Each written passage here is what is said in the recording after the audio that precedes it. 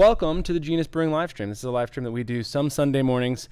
We're hopefully going to get back to every single Sunday morning, but life and busyness and stuff. At 8:45 Pacific Standard Time on Sundays in the morning, and we talk about some Genus Brewing news, stuff going on here in the tap room. We talk about a beer of the week where we break down a beer style guideline-wise, and then we go into a discussion topic, which today's is going to be Biotransformation and the new Cosmos yeast from Omega. Super excited about that. Yeah. All right. Another quick for podcast land breakdown of what we got going on. New seltzers are on tap. Get in here, try them. They're delicious. They need to be in your face hole. We made a mango habanero one this time, and it's gonna be good. It's gonna knock your socks in the blocks. Definitely will. Punch you in the jeans. New Count Chocula is on tap. The new one is amazing. Combination of cereal mash with cereal and some awesome flavorings, including some not locally sourced, organic vanilla that comes from a farm. So where that was sourced from was local to itself. Yeah. But it's good vanilla. Amazing vanilla. Yeah. Amazing vanilla. All right. Now we're on to Beervana. Beervana is kind of like the Tavour stuff that we got, but we got beer box from Beervana, which we're going to be doing a video on. Probably, if not on the main channel, then definitely on Genus Not Brewing channel. Be sure to follow that. Basically, they go to a bunch of smaller towns that have smaller breweries that can't distribute, and they grab all those beers up, and they send them out to people nationwide. So check them out.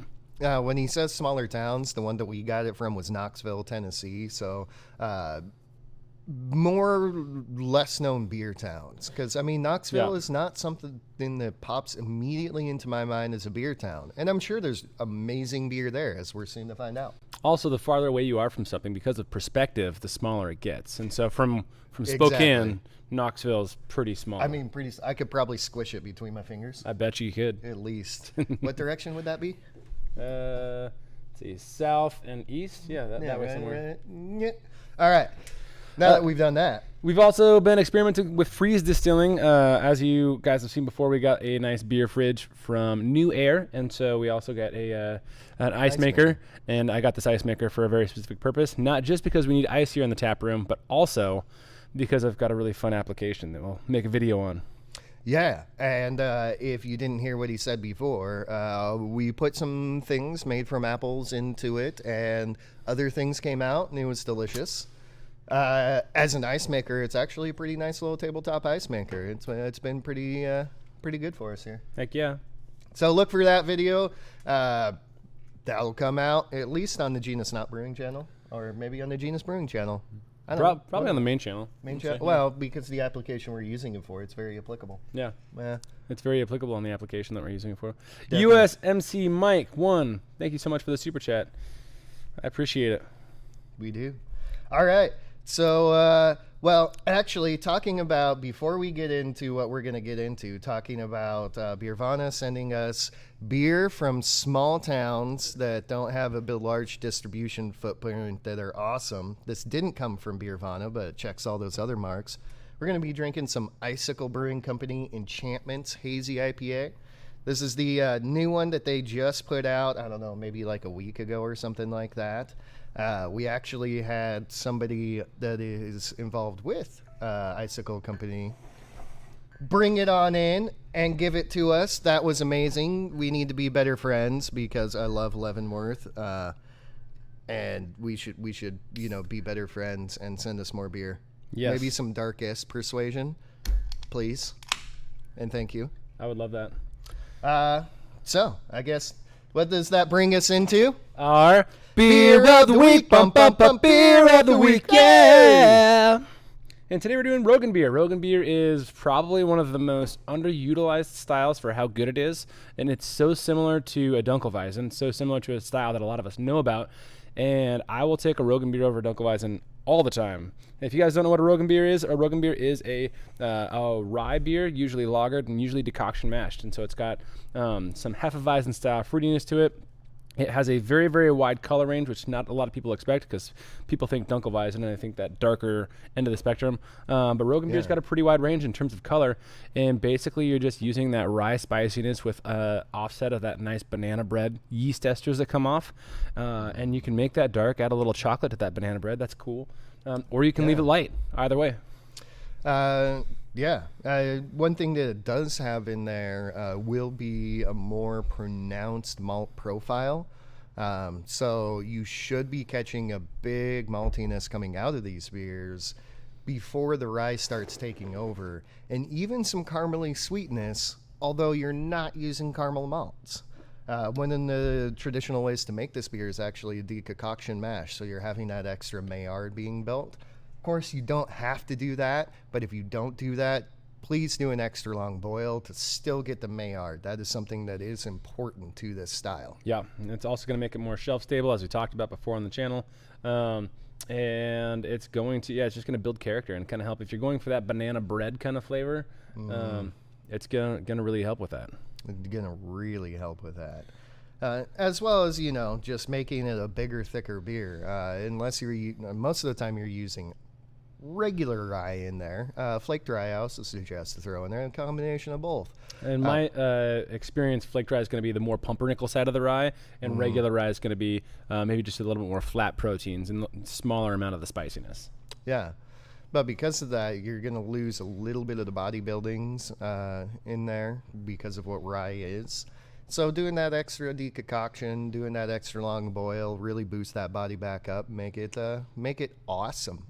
Awesome. Now, also talking about that is something we got to get in here. Rye is super proteiny, super gummy.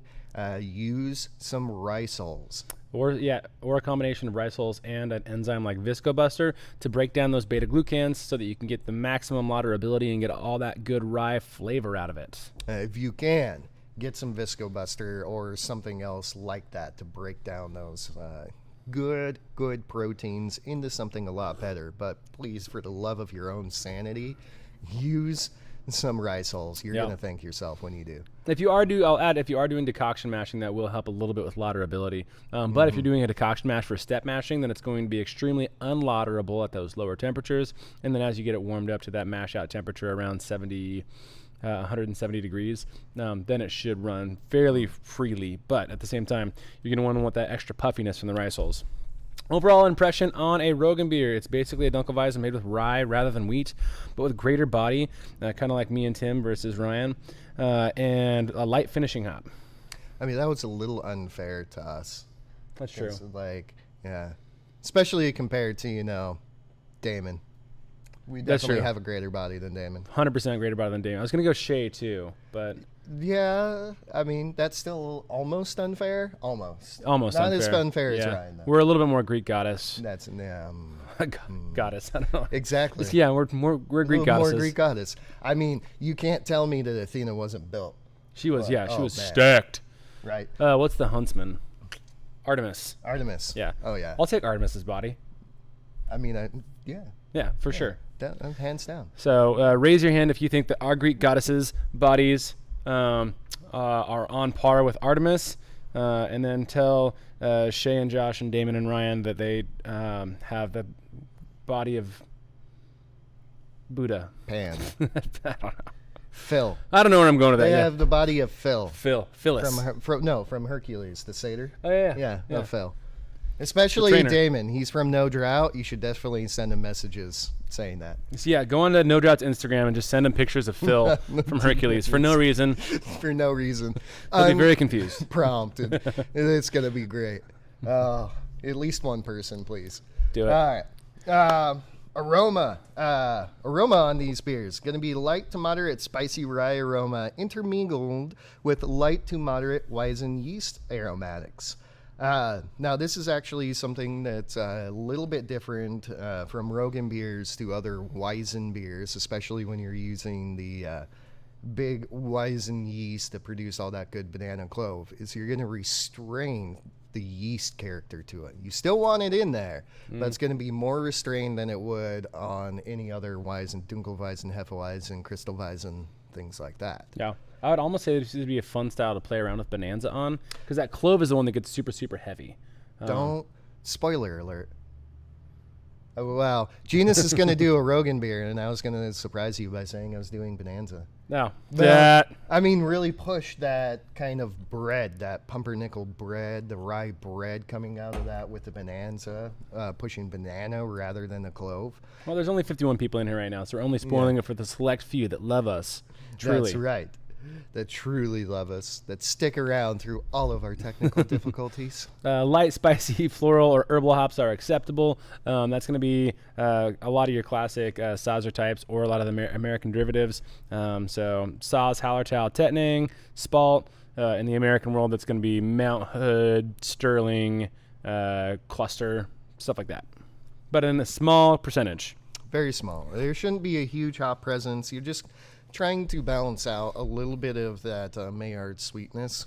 And if you get 0 of the hop presence, it's 100% acceptable. So you can, it's 0 to a little bit of those types of hops. Yeah. Hello to our Australian viewers.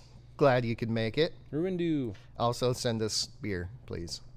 Wait, is it hello or is it hello? Oh, wow. Is that British? That was very British. Aye, mate. Aye, mate. Oh man, we're gonna ruin this. We are gonna ruin this. You know, and what's sad about that is like Aussie Man Reviews is literally one of my favorite things to watch. I absolutely love it, and I can hear him saying that, but right now I just can't do it. I'm not. We're live, and I'm not gonna embarrass myself in front of Australians. I think they're cool. I'll do it. Please send me a video of you doing my accent from your perspective. Oh yeah, to make me feel better about myself right now. That would actually be kind of funny. Good day, else. All right, there we go. There you go. Yeah, that's the start. Appearance: light coppery orange to very dark reddish or coppery brown color. So that coppery orange, it's gonna be bold because of all the Maillard. If you're doing a proper decoction with all those proteins in it, it's definitely gonna darken up the beer. But it doesn't have to have a lot of that deeper garnet hues, and it doesn't have to be that really really deep color or dark brown that you can get down into. But it can go all the way down to pretty dark reddish or coppery brown, and light creamy off-white to tan head. You're not going to have a dark head because these do not rely on chocolate malts or roasted malts, although a small amount can be acceptable if you're trying to go for that chocolate banana bread kind of flavor.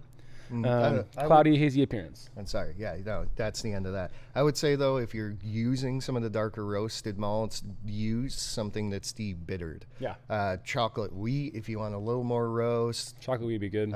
Black Prince or any of the Carafas. Try to keep that roasted character out of it, and just in that nice little, like, the dark sweet bread, but like the crust. That would be amazing. That would be so good. That'd be great. Steph says, "How's it from South Africa?" Do you want to try to butcher their accent too? No, I can't. I mean, South Africa always confuses me just a little bit. Like it's almost kind of British, but like in a little bit more like I can't even do it. I just think of that band, the Die Antwerp. They're South African, right? I don't know. Yeah, I don't know. I would say I'm not. How's it? Is that good? Is that close? Yeah, I don't know. How's it? I don't know. That's, oh man. Jimmy J says, what about chocolate rye? Chocolate rye is actually a little bit extra bitter, and so I don't like chocolate rye in this. I like chocolate wheat. Chocolate wheat has a natural fruitiness to it that it seems to, I think, push forward in this flavor. Chocolate rye is nice because it goes along with the rye theme, but at the same time, for whatever reason, when rye is roasted, it seems to come across a little bit more tannic and bitter to me. And that's pretty much exactly it. The components of what's in the grain don't make it as appropriate for Roggenbier as it would for other beers. Where the chocolate wheat is going to give you that really nice kind of dark fruitiness that's really going to play well with some of the other base malts that you're using in this. Like even using a Munich base malt would be really good in this beer. Yeah. You're going for, that nice kind of German figgy date fruitness in here, and chocolate rye is just going to be too astringent for that. Yep. Steph says I nailed the South African impression. Nice. Great. I'm going to believe you out of the goodness of my heart. All right, let's go on to flavor. Believe it. Believe it. Flavor, grainy, moderately low. Give us a high five if you got that reference at all. Grainy to moderately low or moderately strong spicy rye flavor. That's what I call that pumpernickel flavor, which is Underutilized, but actually really fantastic in beer. Often having a hearty flavor reminiscent of rye or pumpernickel bread. Look at that. Yeah, you got ahead of yourself. Oh, look at that. They even said it on the paper. Medium to medium low bitterness allows initial malt sweetness. Sorry, but he died. Sometimes with a bit of caramel to be tasted before yeast and rye characteristics take over. Sometimes with a bit of caramel. You know our feelings on that. Low to moderate Weizen yeast character, banana and clove. Again, if you were to use a clove clipped, I think the banana can be pushed a little bit more because it's a more subtle flavor. Clove is a very heavy flavor, so too much of that clove is going to be kind of off-putting. Although balance can vary. Medium dry, grainy finish with a light bitter from the rye, not hops, aftertaste. Low to moderate spice, herbal or floral hop character is acceptable. But again, not necessary, and it can persist into the aftertaste. I would probably err on the side of not using any hops because they can be combative with the grain flavor. But not using any hops for flavor. Yeah, not pushing the flavor of the hops. Yeah, that's what I meant. Also, I want to throw back in here that sometimes with a bit of caramel, that doesn't mean caramel malt. That means caramel flavor. That's going to come from the Maillard reaction in there. Concoction or the long boil. Concoction. This is going to be really hard to say. But anyway, that comes from the decoction or the extra long boil, and that's actually something that's really going to help boost the deliciousness of the rye in here. Going to give you a little more support for the rye bitterness going on. So that extra long boil or decoction is something you should do if you can. The caramel sweetness does not come from caramel malts. So don't use them, Damon. Mouthfeel. We're talking specifically to you, Damon, because you're trying to make German beers, so make them in the German way. That's right. Yeah. Mouthfeel, medium to medium full body, high carbonation, moderately creamy. Rye is a huskless grain and difficult to mash. We already talked about that. So it's going to result in a gummy mash texture that is prone to sticking. That comes from something called beta-glucans. Those beta-glucans are those gums that water doesn't like to run through. Instead of running through, it runs across. So that's why the rye hulls are important to fluff that up. And that's also why decoction is good for kind of breaking down those proteins and reducing the beta-glucans. Rye has been characterized as having the most assertive flavor of all cereal grains. It is inappropriate to add caraway seeds to a Roggenbier, as some American brewers do. The rye character is traditionally from the rye grain only. I would, if you were going for a very specific flavor, caraway I think would be acceptable. If you were trying to make a Roggenbier or a rye lager or things like that, no. The caraway should be for more of something if you're trying to make a rye bread or a sauerkraut influence. You put caraway in sauerkraut. At least I did. Yeah, I liked it in there actually. It's really nice. You're trying to make a rye pretzel beer, adding caraway in there because you're going to boost those bicarbonates to give you the soda flavor. In a Rogan, if you're really trying to experience rye grain, it's not caraway flavored, and you shouldn't do it. Don't take the lazy short way out. All the way with caraway. It's from a movie. It is. History. I just thought you knew somebody named Caraway.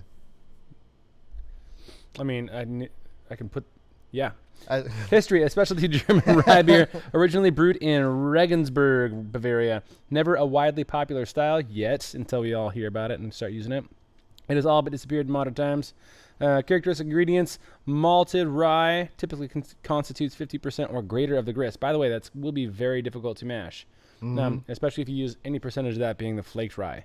Remainder of the grist can include pale malt, Munich malt, wheat, crystal. We'll just take out that last bit. And or small amounts of debittered dark malts for color adjustments. Yeah, you didn't even say that. Come on, BJCP. You shouldn't do this. You know better. Germans don't do that. They do process. That's right. Come on, son. They don't use Give it, son. You guys said. Give it, son. And, you know, in all honesty, I think Munich or Vienna would be probably one of the best base malts to use in a beer like this. As long as you have some extra enzymes to add in there, because both of those will not convert the rye at all. You're going to need to add some extra enzymes in it. But to have that extra fruitiness coming from it, I really enjoy personally. Yeah. Oh, yeah. Weizen yeast provides distinctive banana esters and clove phenols. Light uses of Sauser-type hops, which we already talked about.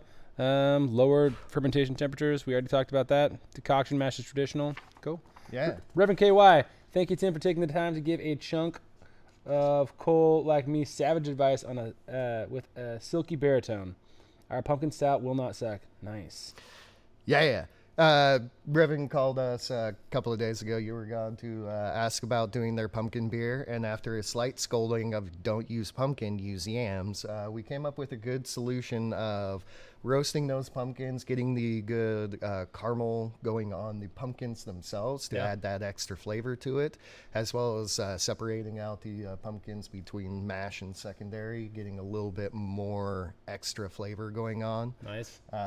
And actually, it's going to sound really good. If you're anywhere in the Seattle area, which basically to me means the west side of Washington. And take a short swim over to Whidbey Island. Yeah, and definitely swim, because that'll perk you right up, and the pumpkin stout will be so much better. So much better. Yeah. Actually, I mean, I do suggest going over there and having the beer anyway, because that's going to be great. But swimming will make it taste better. And Reverend's going to send us some also, so we'll tell you how it is on a live stream. That's right. Yeah. Okay. So, did we get into this? I think we got into pretty much everything in here. Yeah. Yeah. So, and talking about people sending us beers. Again, let's talk about this Enchantments real quick. This is really, really delicious hazy IPA. I would honestly say it is a little more unique than some of the others. The hops they used in it was Nelson Sauvin, Motueka, Citra, and Mosaic. So, I mean, you still have those good danky Citra flavors. Yeah. But that extra little white wine character coming from it is really nice. Yeah, it's got the subtleness too. It brings down the back end. The one thing that I will say is it does have a little bit of still that tongue scrapiness, the little extra tannin from hop particulates. Very, very common, and I would say like 90% of hazy IPAs have this. It's but almost... it's not as bad as a lot of other ones. Yeah. And in all honesty, I mean, getting to where it is, that's almost kind of an indicativeness of hazy versus maybe even New England on there. Yeah. I would say to kind of have that little bit of like, oh yeah, I can feel the hop oils on my tongue right now. Really delicious beer, actually. I mean, and super fresh. This got, what was it, 9/14 is when this was canned. Yeah. So it's pretty good.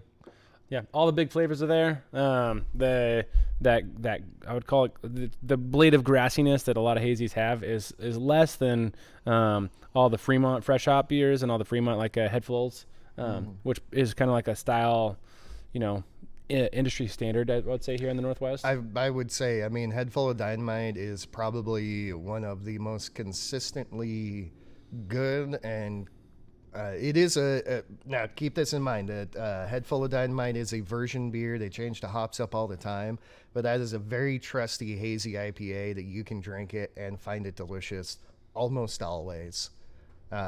So yeah, I mean, it kind of one of the standards. If you make a beer as good as Head Full of Dynamite, a hazy as good as Head Full of Dynamite, you have a really good hazy. Yeah, and I would say this is better. Yeah, I would say this is better. It's got more of that hop flavor and just a little bit less of that hop burn. Here's a great question from James Kostreva. What is the water profile for a Rogan beer? Water profile for a Rogan beer is going to be relatively low overall minerality, but it's going to be relatively high in both sodium and chloride. And so by relatively high, I mean between 40 and 50 on the sodium, between probably 40 and 50, maybe even a little bit less on the chlorides.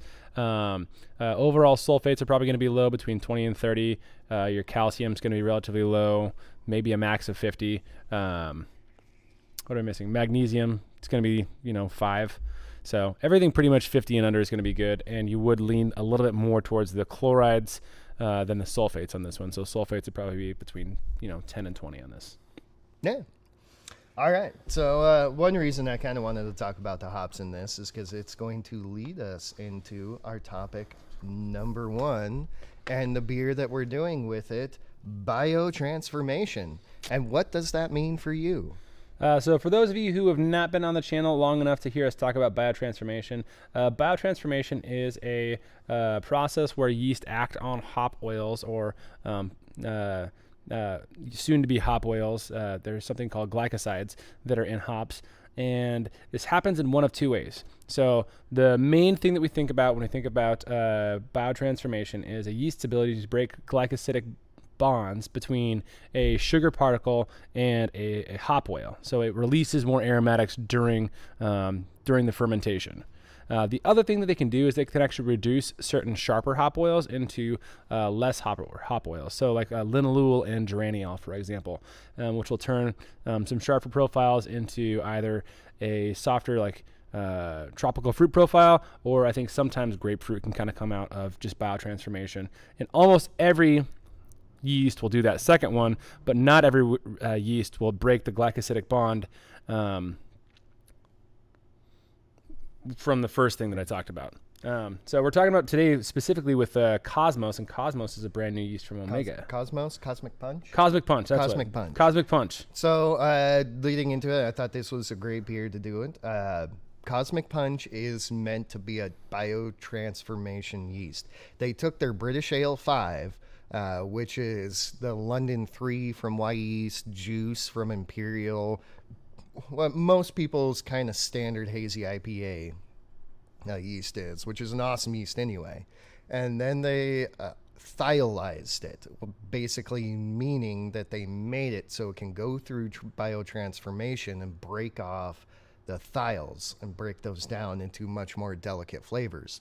So this yeast is perfectly suited to those nice delicate hops like Nelson Sauvin and Hallertau Blanc, and really pushing out some of those good, low, delicate tropical fruit flavors like guava, and also a lot of really good white wine-like flavors coming out of it.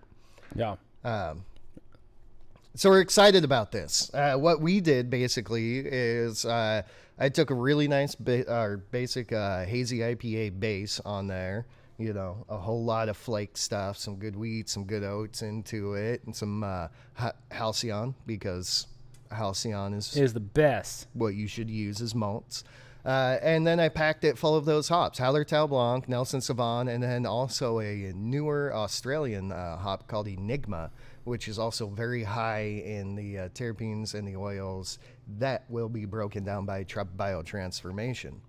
So it's going to be interesting. I mean, the beer smells entirely different than how it did going into the fermenter. And going into the fermenter was amazing. I mean, it smelled great. But it's incredible the difference that this yeast has made in the way that it processes all of those oils. Yeah. So to give you kind of a rundown on what thiolized means, basically, is we're creating new aromatics through the biotransformation that are aromatic thiols from yeast production. So those aromatic thiols from yeast production are going to be different than thiols that come naturally from hop oils, which are usually relatively low, and that allows for breakout of bigger flavors that would normally be more subtle, such as peach and a lot of the white wine characters that come across with that guava that Tim mentioned. So the reason that's different is because if you're just breaking the glycosidic linkages, all you're doing is releasing the natural aromatic oils that are already in the hops. But when you go into a yeast that can actually transform some of those hops into the second of the two things that I said, then that's when you can break down some of the more naturally bitter hop oils and turn those into softer, sweeter hop oils. So all the flavors like the peach and the white wine character. Yeah, and all right, so we're talking a lot of science on that, and what does that actually mean for you as a home brewer? One thing that's actually interesting to know about this is it's something that most of you have been doing already unconsciously with especially West Coast styled IPAs.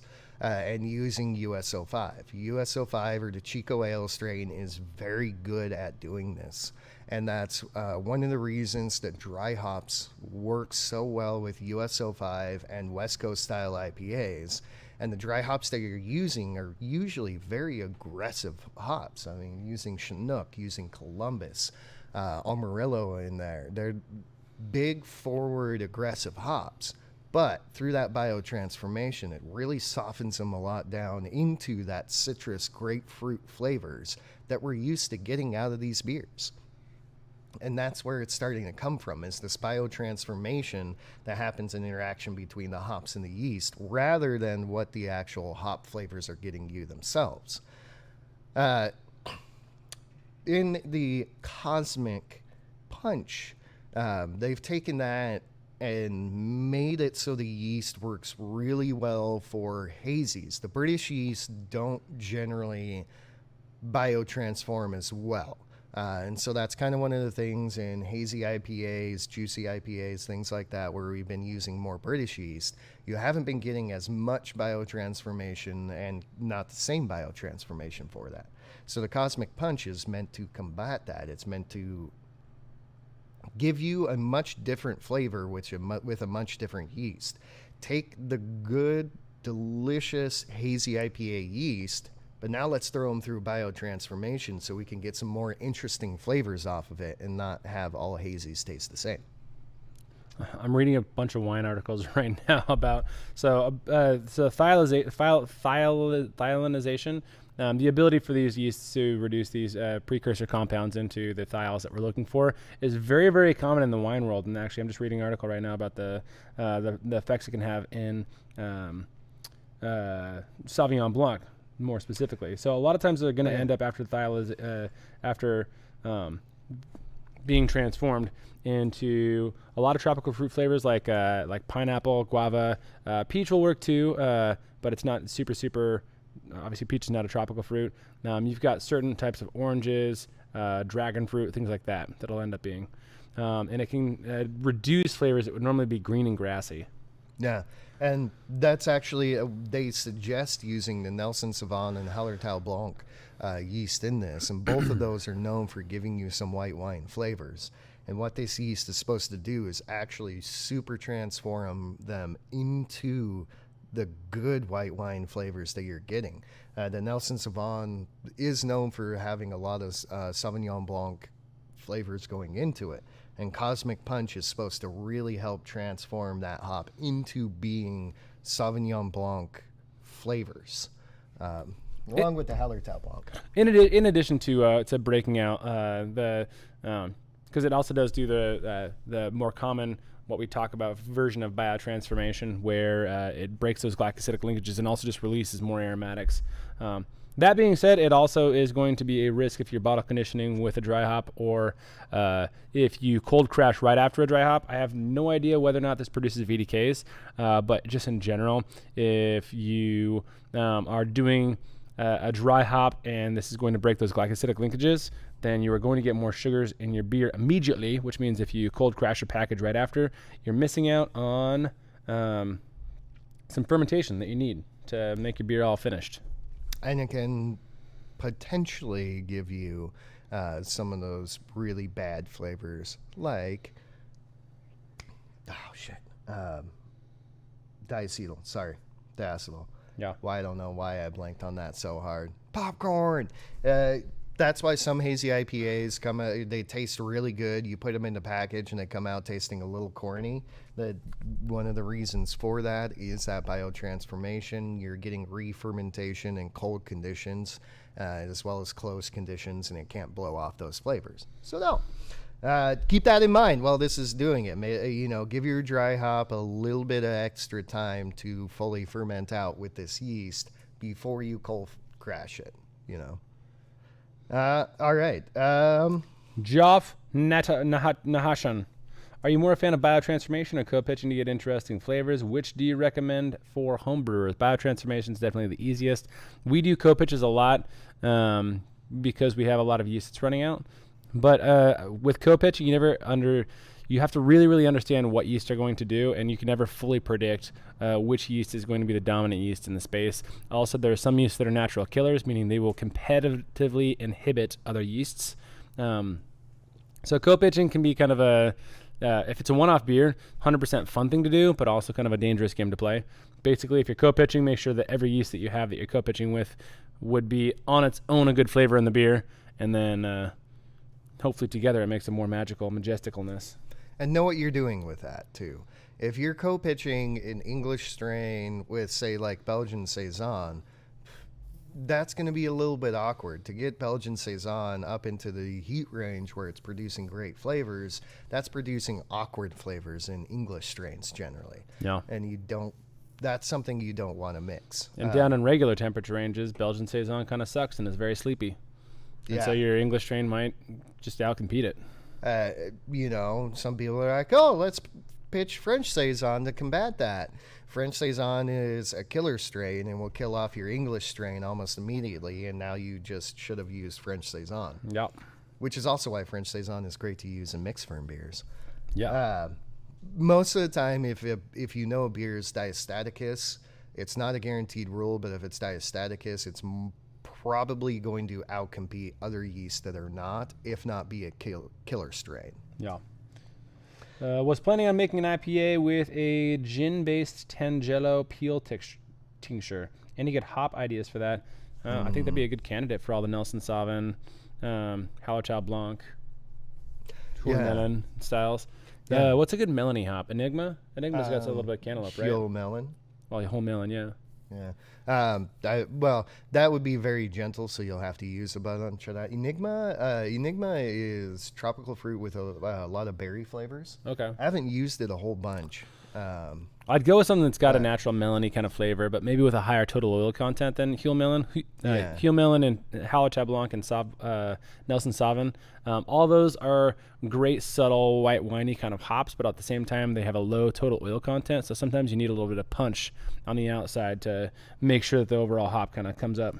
Also, with something like that, I mean, where you're getting the Tangelo peel, doing something that's high in some of the citrus, but more of the sweet citrus. So going orange, Bravo can give you some really good orange vanilla flavors, and that kind of sweet orange that comes from Bravo could go well at a very restrained character. Or Mandarina Bavaria has some really good mandarin flavors coming out of it. There was an African hop that we used that was very tangerine. African Queen? Maybe. It was either African Queen or Southern Passion. African Queen. And getting some of those nice, soft, sweet, citrusy flavors coming out of it that are also a little bit spicy. So the Mandarina Bavaria having mandarin, but the German spice come along with it would be really good too. I'm getting too old for all these hops. There's like 150 of them. It's, ridiculous. Reverend KY, would you ever quarantine equipment after co-pitching? No. Kill it with fire. Boil it if you can. That's what he means by that. If you can boil that equipment, everything's going to be dead. It really doesn't matter. And then it depends on what you're co-pitching with. I mean, no, I get really willy-nilly with all of the French Saison that we use back here. And in all honesty, there are times that I spread it on our porous concrete just to see if I can get it as the house strain. One, because I love it. It's one of my favorite yeast. Two, because it's a killer strain. If we get any other bacteria's wild yeast in here that it doesn't like, it's just going to kill it out. We haven't... Where's some wood?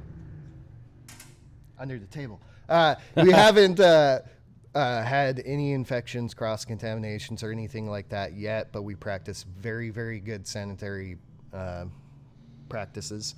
Yeah, I said that right. Sanitary practices. That way that doesn't happen. So as long as you're good with everything, you really have good sanitation practices on there. If you're worried about it, boil your equipment if you can, or get it into pasteurization temperatures. Like down in the Steel Barrel Brew House, for some of our long hoses that I'm worried about, I just run water through our hot liquor tank through it for a minute, and that's 180 degree water. Yeah. Takes 5 minutes. Everything in there is sterilized. Well, sanitized to a level that we need it to be. So Sterilized. Yeah. Sanitized. Mesmerized. That's right. Now, Esteban Andrade Z, I'm having trouble with sulfur smell at the end of my fermentation in my unit tank. Day 1 to 5, it's fully attenuated and smells good. Day 6 to 7, sudden smaller sulfur smell. I injected CO2 to 1 bar at day 3. Did you off-gas the CO2? Would be my question. Off-gassing, all yeast produce sulfur. German strains are more famous for it, but generally you're colder fermenting. Sulfur is really, really, really easy to get out of beer, and it basically you just degas it. And what Peter is meaning by off-gassing it is vent your gas and then put CO2 in it, because there's probably the sulfur in the gas that's just hanging out that got pushed out by fermentation. And then you're putting CO2 on it, so it's repressurizing back into your beer. If you just bubble CO2 through your beer, it should strip the sulfur out of it. It off gases extremely easy. But because you're pressure fermenting, you're not getting it to release as well. So if you're going to put, excuse me, I got a couple burps in here. If you're... You've got the burps, yeah. Yeah, got the burps. If you're getting too much of it with your pressure fermentation while you're putting CO2 on it, off gas it first, release all of that gas first, then put your CO2 on it and see if that helps. Jimmy J, Waihiri, and I'm guessing you're saying Waihiri to the hops that we're talking about for Ruindu up here. Waihiri might be good, but Waihiri is so low in all of its oil and alpha acid contents that might get lost. Unless you're doing a lager or something like that, and that would be amazing. Waihiri would probably also be awesome to go through biotransformation with the Cosmic Punch yeast, but again, because that hop in particular is very light and delicate, and anything strong hop flavored, it might get lost, or you'll probably have to use a butt ton of it. Yeah. All right. But I'd say in general, all of the New Zealand triploids are kind of more difficult to use than people think. They just look at the end flavor profile, and so I mean, that's going to be like Waihiri, Rakau, Motueka, Wakatu, all those. They're all the New Zealand triploids. They're relatively low in total oil, have really cool overall flavors, but they're more difficult to use. Yeah, Nelson the Cosmic Sauvin Punch could be pretty good in it. Yeah, Nelson Sauvin is a perfect example of this. You look at Nelson Sauvin, it has a really high alpha acid content to it, especially most newer brewers who don't know what that all breaks down into. As well as people just looking for, it's 22% alpha acid, I can get a bunch of IBUs out of it, not realizing how soft it is and how not punchy it is.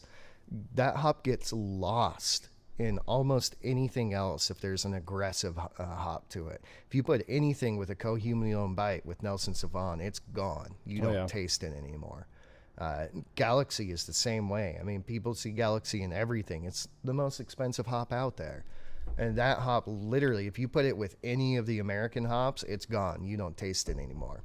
Now, it does help your beer out. 100% helps your beer out because that's that really good bottom flavor that you're just like, yeah, there's this big roundness, and I don't know what it's from. Galaxy. Alan Newmeyer, thank you for the super chat. DMT producing symbiotic yeast when? I don't know what that means. KO Brewing, how does Lutra yeast do under pressure fermentation? Is it true it needs more nutrients? Any recommendations for mash temps with this yeast? Give it all the sugars, so low mash temps. We do low mash temps for all our beers anyway. Lutra can do pressure fermentation, and if you are doing an IPA with Lutra, I would recommend pressure fermentation because of the volatilization that's going to happen with the warm temperature that you ferment at. So that means more aromatics are going to rush off if it's not relatively enclosed. That said, outside of an IPA, I probably wouldn't pressure ferment. I might still spund because I like saving CO2, but that's about it. Yeah. Lutra's Quake. Treat it like Quake. Yeah. And that's it. It needs all the sugars that it can get after. It needs all the nutrients you can give it, extra oxygen. And even if you're making an IPA, do not be afraid to over-oxygenate your beer. Lutra will take care of it. Yep. But like Peter's saying, because it is so aggressive and so fast while it's fermenting, it's blowing off all of those really good aromatics in IPAs. So you want to pressure ferment to recapture them into the beer. But if you think you need to pressure ferment to make a Lutra lager, you're wrong. No. In fact, we just made one. What, 4 days? Yeah. 4 days. It'll be great, clean, awesome beer without pressure fermentation. Yeah. All right. Do we steep our grains for some beers? And the answer to that is mostly no. There are some specific beers, generally when I'm making a really nice, light, dark beer. And what I mean by that is a true Schwarzbier, where I don't want the dark grains to have pretty much any impact except for color. I cold steep them first and then re-add them into it. But other than that, not really. Sorry, that was a question by Lemelega. Lemelega. Yeah. Yeah, I mean, for black IPAs, it's the other reason to cold steep. There's very few yeah. times with cold steep beers, but if you're trying to reduce that astringency, then probably not. Robin KY, 4-day lager. Hell yeah, 4-day lager. Yeah. He also has another comment right up above. His Dieter is famous for that. It's a hard balance of head retention through spunding and off-gassing. Yeah. I imagine he's Talking about the sulfur. talking about the sulfur. Yeah. Dieter is Kolsch? Kolsch yeast. Kolsch yeast on that. And yeah, I mean, that's just kind of the way that it is on that. Every yeast produces sulfur, and you just got to really know how. This is such a pretty beer. Off gas it, and you're good to go. Sulfur is easy to get rid of. If you have it, don't stress about it. Degas it. Run some CO2 through it. It'll be gone. You're good to go. All right, so now we're drinking a prickly pear Weiss, 4.2 ABV, omega lactose 605 for souring, and then 091 for fermentation. You saw the guy that brought him in. I don't remember who brought this in. I wasn't here that day. This is KO Brewing. Thanks so much for the super chat. Thanks for the help and putting on the live stream. Anytime. Hopefully we can get back to doing more of this every single Sunday. Now that we have more people and we're kind of getting out of vacation time, I feel like we should be a lot more consistent. a little bit more consistent. Yeah. Well, yeah. We should. All right. This is a pretty beer. It is an incredibly pretty beer. I don't know if the IPA is changing my flavor on that. There's a smell that's like a plasticky smell almost. It's in the flavor.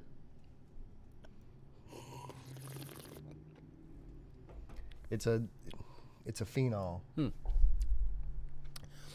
Yeah, it's not an infection. It just kind of takes the whole beer a little bit flatter, so it downplays a lot of the. So there also is sorbitol. I'm guessing from the fruit that's added. So that sorbitol kind of flatness comes across. That's like sweetness, but not sweetness. It's like a fullness. So sorbitol is kind of like the glycerins that French Saison makes. So there's that. There's also a little bit of meatiness, like a smoky meatiness. I'm going to be honest. I'm getting a lot of that kind of hose water phenol. It's not exactly hose water, so it's not an infection. That's what I'm getting as the meatiness. Like I get it like eating a turkey, like dried sandwich bread style turkey. I know what you're talking. Yeah, it's not wheat meatiness, but it's a little bit more protein meatiness. Yeah. I think it's a combination of, so it could be a combination of, depending on how long this is aged, but if it's a Weiss, like Berliner Weiss style beer, shouldn't have been aged super, super long. But there is a chance of autolysis. And then with a mixed culture, mixed cultures can produce certain phenols that are very similar to chlorophenols. So they can produce a little plasticky kind of flavor. Yeah. And it's interesting. I don't know. I mean, there's definitely some flavors that are not working well. And that's upsetting because this is a beautiful beer. I love prickly pear, and I want it to be so delicious. I think I'll probably still drink it. You know, it's not going to be a beer that... I've had way more off-putting beers. I'm not necessarily off-put by it, but I was a little disappointed. We do have one without prickly pear, so we'll have to try that and see if it's the prickly pear, or if it's the fermentation or something else in there. So that's... thank you for the beer. We appreciate it. Keep sending us some. That's interesting. Okay. Yeah. Ruindu, when it comes to the high ABV and more meaty, and that's MEADY. Yeah. Then beer braggots. How long do you reckon you should age it before it becomes drinkable? Depends on the yeast, depends on the beer, depends on the nutrients, depends on the fermentation time, temperature, all that. It really does. Generally, when you have higher alcohol, you should be aging it.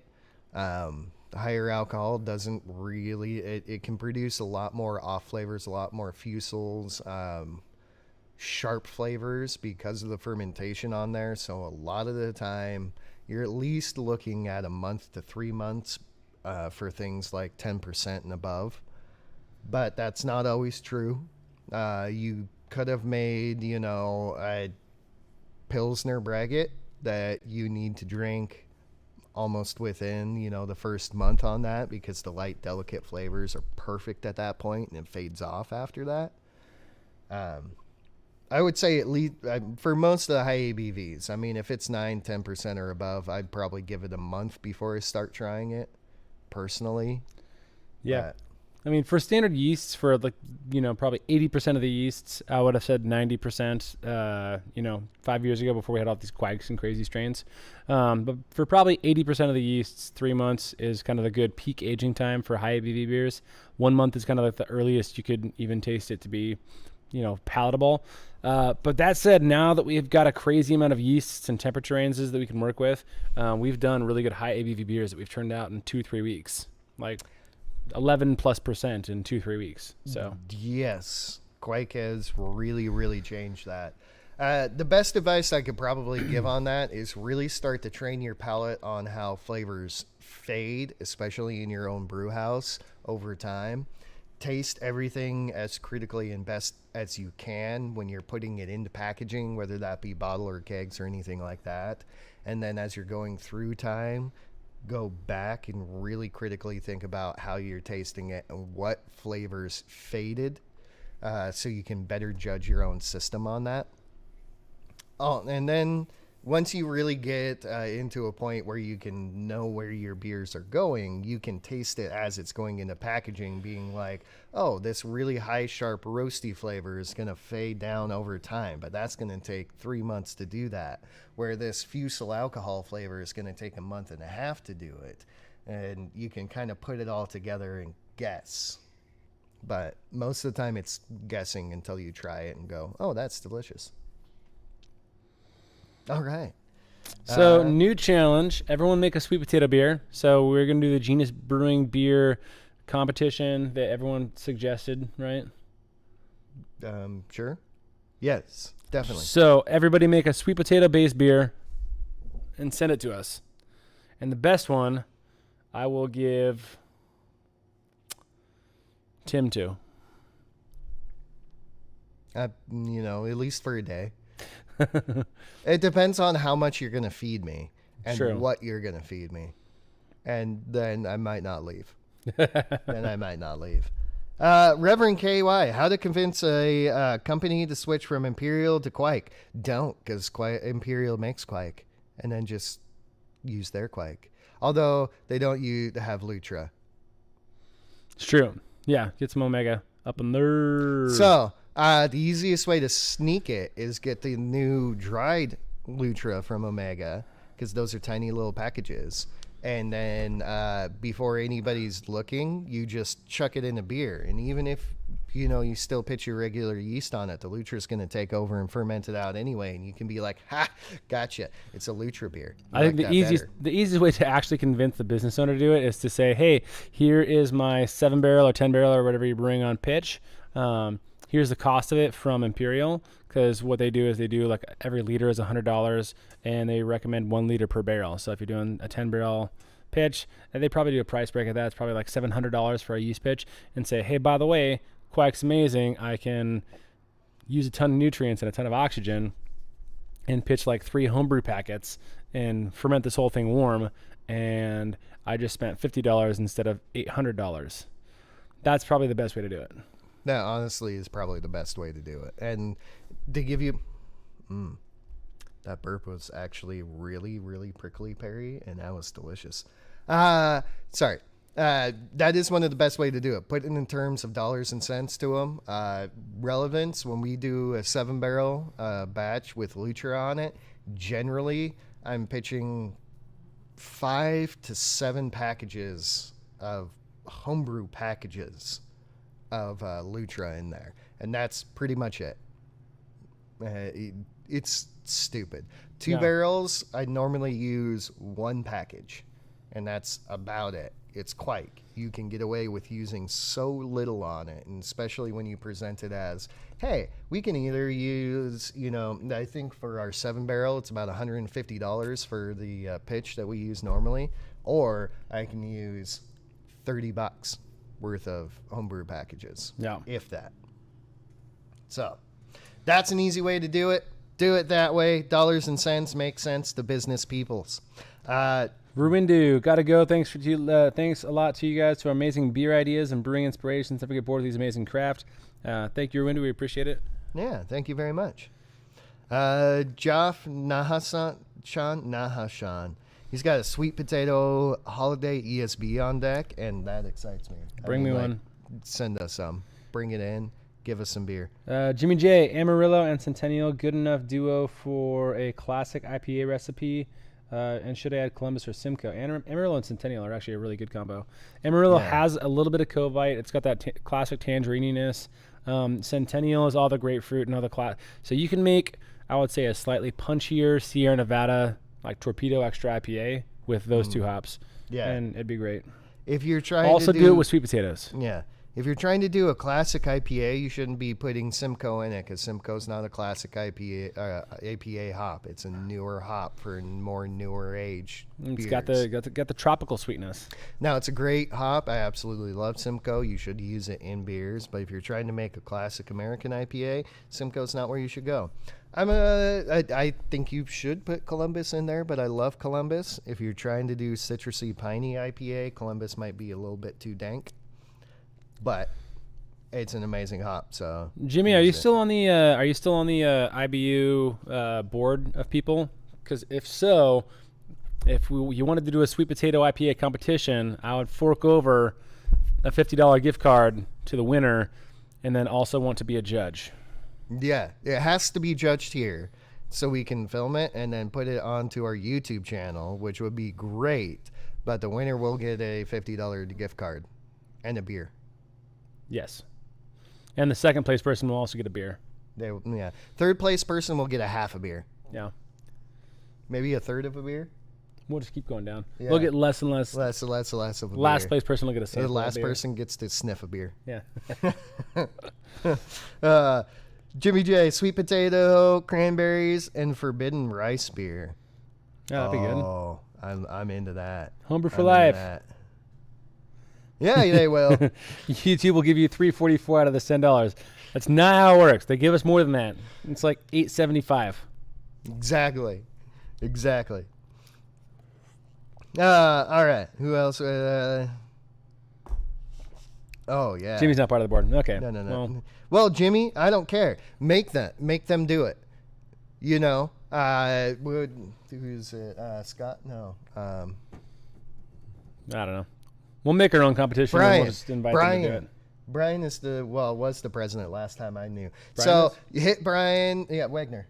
Oh, yeah. Yeah, hit Brian in the face with a bag of grain, and then when he falls down, sit on him and, do the whole, like, stringy spit over his face until he agrees to do it.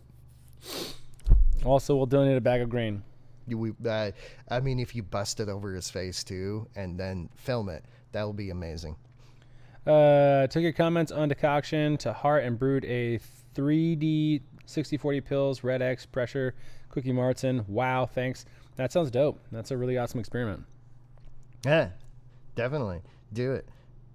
100%. So 6040 pills, Red X, quick pressure fermented Martin.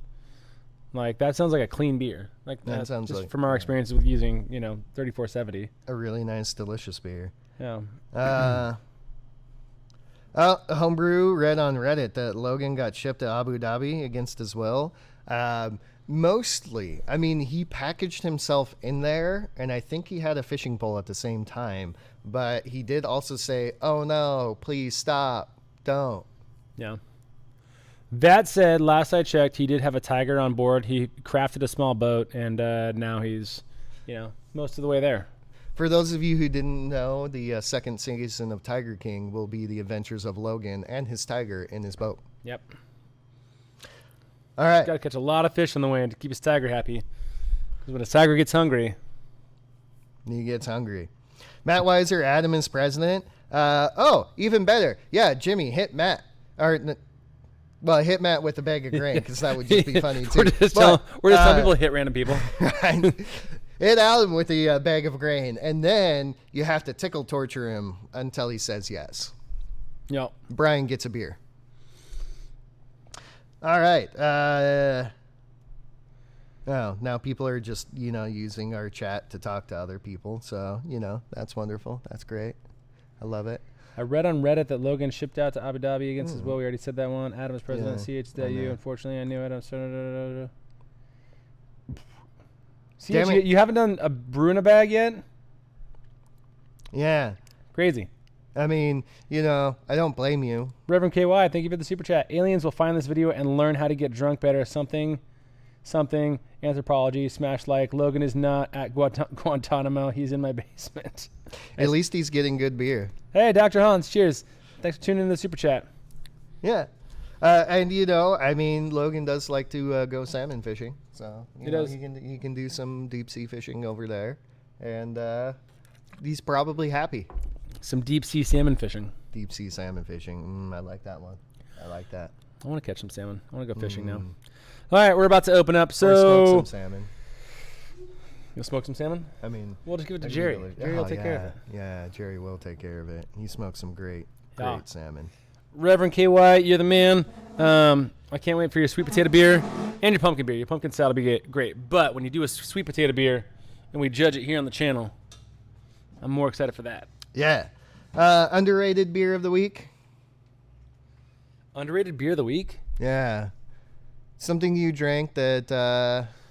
That's a good one. That would be a great segment. Underrated beer of the week. Beer that people, everybody knows about, but nobody's like, wow, this is actually really good beer. No, I actually have this from last night. Underrated beer of the week. My wife's uncle is into home brewing. He really wanted to make the Allagash wit beer and was talking to me about recipes on that. Underrated beer of the week for me, and probably underrated beer of a lifetime, is Avery White Rascal wit beer. Like, I got into a discussion with him last night about that, and it was another one of those things of like, gall darn, I need to go drink a White Rascal. Avery White Rascal is like what you want wit beer to be. There's no doubt in my mind it's the best wit beer you'll ever taste, and it's awesome. And it's like $1.60 per bottle. Yeah, or can or whatever. Yeah.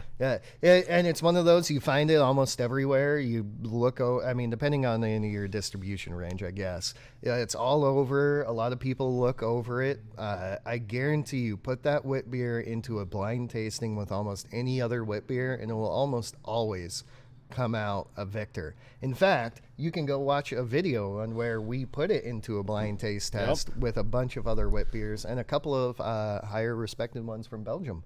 Yeah. And Avery was the best out there. And 4 of us agreed on that blindly. It's an amazing. That is my underrated beer of the week. Avery White Rascal. That'd be good. How much, Tyler Kipping, how much Ascorbs per barrel? 20 grams, 15 to 20 grams. And Pamela Hakala, can you do an episode on using CBD in homebrew? We've done one on trying to get the THC from decarboxylated weed, but we haven't done CBD. Honestly, to do CBD in beer, we'd probably have to do a lot more research. I'm not saying we can't do it. We probably can't do it in the next couple weeks, but I could see that being a thing in the next, couple months. Boneyard makes a CBD soda. Yeah. So they're obviously getting it away and having it get into liquid. So yeah, sending mail to them, be like, hey, send us some of your soda. Well, we've got enough customers that make CBD products. Stuff. So yeah, we should be good. Yeah. Pressure fermentation video. We could definitely do that. We need to do that. All right, it's almost time to open. Okay. All right, guys. Tell everyone to like us. Tell everyone to smack us in the butt. Steph, if you are keen on the THC beers, knowing how to make them, we did do a video on that. It is on the internet. There might be other ways, but we have some information for you out there. Joel, actually, this is a great question. Can a non-alcoholic beer be made? I'm always disappointed. Yes, there's actually a few good ones out there. If you're anywhere near where you get the shoots, there's a couple of really good non-alcoholics that they make. The new yeast for making out non-alcoholic beers is there's Little Jerry. we haven't seen this guy for months, and he used to come in all the time. It's good to know that he's alive. Anyway, sorry. It's really expensive to make non-alcoholic beers right now because of the yeast restrictions on that.